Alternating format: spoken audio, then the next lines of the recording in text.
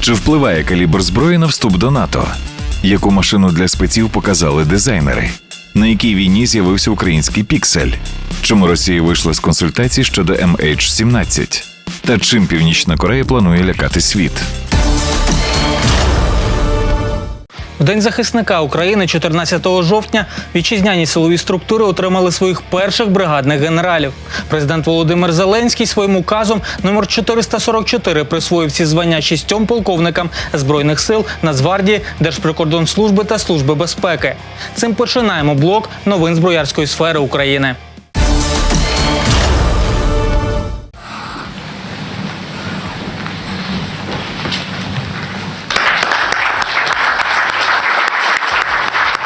Ми маємо спільну точку зору щодо подальшої співпраці у сфері безпеки і оборони, зокрема безпеки на Чорному морі та реалізації євроатлантичного курсу України. Нагороджено орденом князя Ярослава Мудрого першого ступеня його високоповажність Ердогана Реджепа Таїпа, президента Турецької Республіки. Львівський державний авіаційно-ремонтний завод передав повітряним силам модернізований винищувач Міг-29 МУ-1. Фахівці заводу виконали капітальний ремонт та продовжили ресурсні показники літака, встановили обладнання та системи українських виробників. Уповноважені 4762 головного військового представництва Міноборони і 40-ї бригади тактичної авіації, куди він переданий, виконали випробувальні польоти, підписали акт приймання модернізованої машини та перебазували її до місця служби. Житомирський бронетанковий завод передав військовим партію відновлених бойових машин піхоти БМП-2. Техніка не лише пройшла регламентні роботи, її модернізовано новітніми засобами навігації. Нагадаємо, цього місяця на території Житомирського бронетанкового заводу прибули 26 БМП-1АК, які ДК «Укрспецекспорт» через рішення суду примусово вилучив у польського постачальника «Вторпласт СА». Їх наші військові мали отримати ще 2 роки тому. Державний науково-дослідний інститут випробувань і сертифікації озброєння та військової техніки тестує сучасний мобільний пункт управління на базі КРАС. Зразок має забезпечити цілодобову роботу та відпочинок оперативного складу пунктів управління за будь-яких погодних умов та якщо немає інфраструктури. Тож тут є санітарно-побутові системи, електроживлення, опалення, освітлення, кондиціонер, а також фільтровентиляційні агрегати. Машина має 8 робочих місць, а причіп стільки ж для відпочинку військовослужбовців. У підрозділи Львівського загону Держприкордонслужби прибули мобільні тепловізійні комплекси із 72-годинною автономністю та спеціалізовані автомобілі Торсос Проеторієн. Апаратура дозволяє виявляти порушників кордону на відстані близько 4 кілометрів, а транспорт – до 12. Також було передано 6 спецавтомобілів на базі Renault Duster. Техніка закуплена у рамках програми транскордонного співробітництва Європейського інструменту сусідства Польща, Білорусь, Україна 2014-2020. Українські дизайнери показали концепт легкового повнопривідного тактичного автомобіля для сил спецпризначення. Він має конструкцію багі з 3 з'єднаних рам. На нижній змонтовано кузов і елементи трансмісії та почепу. На внутрішні сидіння та прилади, а верхня – це каркас безпеки та основа для турелі. Кузов зроблений з поліетилену High Density, який служить довго, не іржавіє, легший за воду, витримує удари та хімічно-агресивні речовини. Машина для 5 осіб має 3 змінні паливні баки.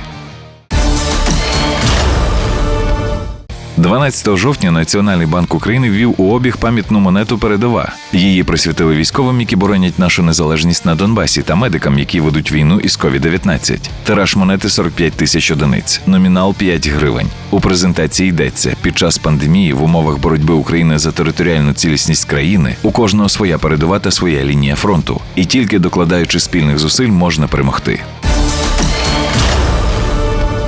Стандарти НАТО поділяють на адміністративні, оперативні та матеріально-технічні. Експерти і представники Альянсу наголошують, що саме перші 2 є нагальними для України. Але ми створюємо програму «Техніка війни», тож наш журналіст Геннадій Салівон якомога детальніше з'ясував, що таке матеріальні стандарти. Оперативні стандарти – це правила, процедури, методи управління військами, взаємосумісності підрозділів і ще багато іншого. Адміністративні визначають термінологію, документообіг, керування фінансами і кадрами. Ці дві категорії стандартів дуже важливі для вступу країни до Північно-Атлантичного альянсу. При цьому впровадження їх не потребує значних витрат, на відміну від матеріальних стандартів.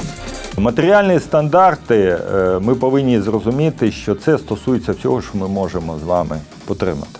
Навіть якщо це жидкість якась. Все те, що можна перемістити, все, що літає, рухається, це танки, літаки, підводні човни. Все це відноситься до матеріальних стандартів. Якщо ми кажемо про українські речі, то у нас всього прийнято було на приход нового Верховного командування всього 179 стандартів. Трошки більше 90 стандартів відносились до матеріальних. Стандарти країни НАТО ухвалюють колегіально та закріплюють угодою Standardization Agreement, скорочено СТАНАГ. Загалом є понад 1200 стандартів Альянсу. З них більше 400 – матеріальні. Експерти кажуть, що насправді їх більше, бо деякі стандарти таємні. Кількість станагів, які слід впровадити, країна-кандидат визначає добровільно. Це підтверджує досвід вступу до НАТО країн колишнього Варшавського блоку. Що стосується Республіки Польща, вони досить успішно готувалися до членства НАТО, і у них на момент набуття членства в НАТО в 1999 році на самий високий відсоток був впровадження стандартів НАТО. І в той же час є інші приклади, коли, наприклад, такі країни, як Чорногорія і Албанія, практично не маючи впроваджених матеріальних стандартів, набували членства в НАТО. Поширена думка, що для членства в Альянсі країна повинна переозброїти армію, принаймні перейти на зброю натівських калібрів. Це слушно, проте також не є обов'язковою умовою. Коли кажуть, що якщо ми не приймемо якісь калібри, ми не будемо членами НАТО, це міф. Питання набуття членства країни в НАТО, воно виключно політичне, а не технічне. І, на жаль, цей міф іноді і використовує Російська Федерація в своїй гібридній війні. Мета стандартизації – злагодженість дій підрозділів різних країн. Вона не обмежується тільки боєприпасами. Цю проблему добре вирішив Радянський Союз, змусивши країни Східної Європи запровадити власні стандарти. Армії країн Варшавського блоку могли комфортно діяти на території та спільно з військами союзників. Так само і в країнах НАТО. Наприклад, під'їжджає до вас колона французької, німецької, іншої техніки держав-членів НАТО, ви її повинні заправити. Причому заправити так, щоб ваш пістолет від заправочної машини підійшов до заправочної горловини техніки. Або вони повинні бути уніфіковані. Двигун танка повинен сприйняти то пальне. Попри вагомі витрати, Україна упродовж останніх 5 років запровадила 25% матеріальних станагів НАТО. Так, у нас взято на озброєння снайперські гвинтівки ЮАР-10 та ЮБР-008 під патрони калібрів 7,62 на 51 та 5,56 на 45 мм. Гранатомет УАК-40 натівського калібру 40 на 53 вже встановлюється на наші катери. Сили спеціальних операцій використовують міномет калібру 60 мм. Радіолокаційний комплекс від НВК «Іскра» працює в натівській системі розпізнавання «Свій-чужий». А безпілотники «Фурія», «Лелека», «Хок» використовують системи зв'язку та шифрування відповідно до станагу 4660. І це далеко не вичерпний список. Самий свіжий приклад – це гаубиця 2С-22 Богдана. Там, окрім калібра натівського і боєприпасу, ще використано протикульовий і протиосколковий захист, відповідно до стандартів НАТО. Вся бронетехніка, перш ніж її отримують наші військові, проходить балістичні випробування. За натівськими стандартами вона поділяється на 5 класів, залежно від того, кулю якого калібру має утримувати. Перший клас повинен зловити кулю 5,56 мм, другий – бронебійну кулю Б-32 калібру 7,62 на 54, третій – також Б-32, але вже калібру 14,5 мм, четвертий – снаряд калібру 25 мм, а п'ятий – снаряд із гармати калібру 30 мм. Також є стандарти щодо підриву техніки на вибухових пристроях, яких саме визначає вітчизняний замовник. Наприклад, новатор від української бронетехніки на підрив підніжжям відповідає першому класу, тобто захищає від гранат, що ворог може підкинути під машину. Перевіряють бронеавтомобілі і при підриві на протитанкових мінах. Зараз, маючи війну у нас на Сході, ми аналізували протитанкові міни саме ті, які там застосовуються. І встановили таку залежність, скажімо так, що в нас рівні станагу 6-8 кілограм, вони також нас задовільняють, але вищі рівні 10 кілограм для нас немає робити сенсу, тому що вибухової речовини в цьому діапазоні вона не зустрічається. Також за стандартами НАТО у нас випробовують і особистий захист бійця. Основна частина бронежилета повинна витримувати кулю ЛПС калібру 7,62, м'який захист та каска, пістолетну кулю та уламки вагою 1,2 грама. Це польський шолом, який відповідає стандартам НАТО. У 2014 році він опинився в районі АТО і врятував життя своєму власнику. А це вітчизняного виробництва після балістичних випробувань. Як бачимо, він витримав кулю з пістолета Стєчкіна. У 1994 році Україна приєдналася до програми «Партнерство заради миру». Почалися спільні навчання з військовими країн НАТО. Тоді гостро стала проблема організації зв'язку. Елементарно не співпадали діапазони частот радіостанцій. Це вже навіть не беручи до уваги системи кодування та протоколи передавання даних. Зараз наші військові використовують радіостанції Motorola, Aselsan та Harris, що цілком відповідають стандартам НАТО. Зв'язок був завжди нервом армії, в цьому питанні. Якщо ми не можемо виробляти такі ж саме у себе, то ми повинні купувати у держав-членів НАТО, які вже є, фактично мають таку ж саму продукцію. І буде поступово фінансуватися, і поступово будуть зніматися радянське озброєння і поставлятися озброєння, яке є сумісним з озброєнням держав-членів НАТО. Польща на час вступу до НАТО у 1999 році впровадила в армії 18 станагів. Румунія у 2004-му – 63, а Чорногорія в 2009 році – лише 4. Отже, зрозуміло, що питання приєднання країн до Альянсу не технічне, а політичне. У червні цього року Україна отримала статус партнера НАТО з розширеними можливостями, а міжнародні навчання «Об'єднані зусилля-2020» засвідчили, що матеріальні стандарти українських збройних сил максимально наблизились до натівських.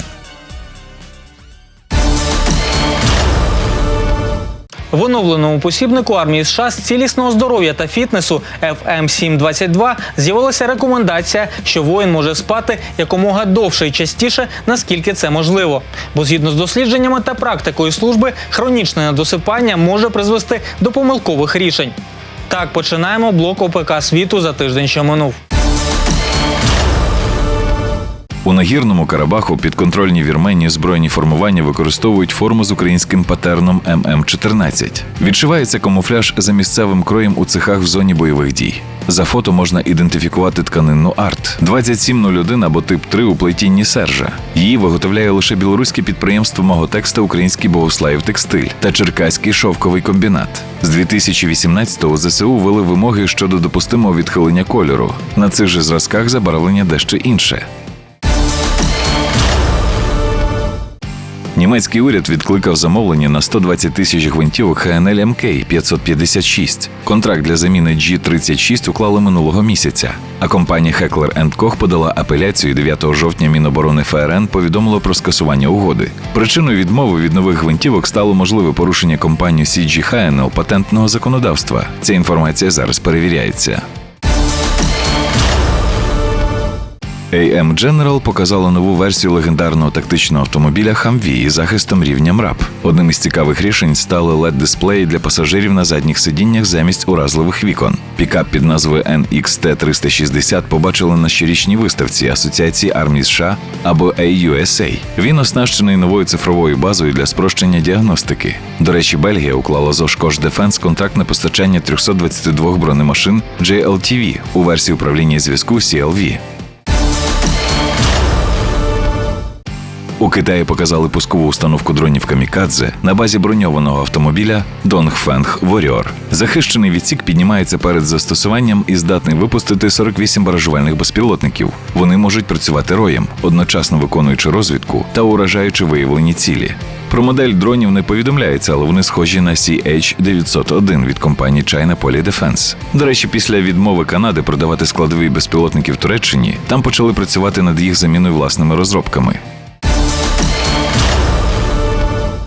10 жовтня Північна Корея влаштувала військовий парад, на якому показала нові зразки зброї і техніки. Через площу Кім Ір Сена проїхали міжконтинентальні балістичні ракети, дальність ураження яких більша за HS-14 та HS-15. Також була продемонстрована призначена для запуску з підводних човнів твердопаливна Пукгуксон-4. Ще на параді були колони зразків, як російські системи протиповітряної оборони ТОР і С-300, бронетранспортери із пусковою ракетою, схожою на ізраїльський Spike NLOS, мобільна колісна система 8х8, злизана з американського страйкера, а також танк, при створенні якого точно не обійшлось без радянських технологій і рішень. Тим часом Ізраїль продемонстрував, як їхній новий БТР «Ейтан» успішно долає гірську місцевість.